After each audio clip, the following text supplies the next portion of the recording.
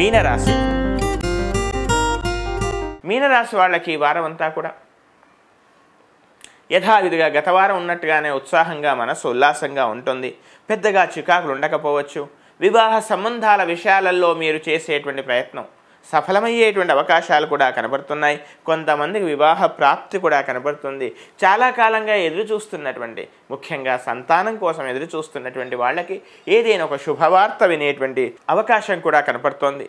అంతేకాకుండా ముఖ్యంగా మాటలు చేష్టలన్నీ కూడా సమాజంలో, మీ కుటుంబంలో, సహోదరులో సోదరులతో కానీ ఈ విధమైనటువంటి వాతావరణంలో చక్కని పేరు, ప్రతిష్ట ఇవన్నీ కూడా ఏర్పడతాయి. మీరు చక్కని సౌమ్యులు, సాత్వికులు అనేటువంటి ఒక పేరు, ప్రతిష్ట కూడా ఆదరణ ఏర్పడే అవకాశాలు కనపడుతున్నాయి. విదేశాల కోసం చేసేటువంటి ప్రయత్నాల్లో ఒక అడుగు ముందుకు పడేటువంటి అవకాశం కూడా కనపడుతోంది. ముఖ్యంగా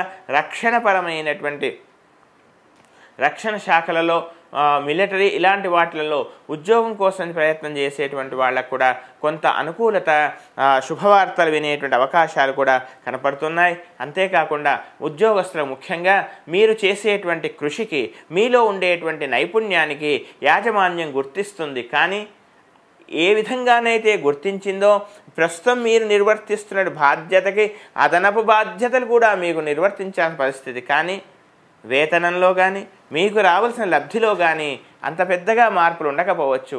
పేరు ప్రతిష్టలు మాత్రం ఉంటాయి. పొగిడే వాళ్ళు ఉంటారు. కానీ మీరు కోరుకుంటున్నటువంటి, మీరు ఆశిస్తున్నటువంటి లబ్ధి మాత్రం పొందకపోవటం కేవలం పొగడ్తలు కడుపు నింపవు కదా అనేటువంటి ఒక రకమైనటువంటి నిరాశ, ఒక రకమైనటువంటి వైరాగ్య భావాలు ఏర్పడే అవకాశాలు ఉన్నాయి. కనుక కాస్త వేచి చూడడమే ఉత్తమంగా మీరు భావించండి. సూర్యాష్టకము అలాగే బృహస్పతి స్తోత్రాన్ని చేయండి. కనకధార స్తోత్రం అన్ని విధాలా మిమ్మల్ని రక్షిస్తుంది.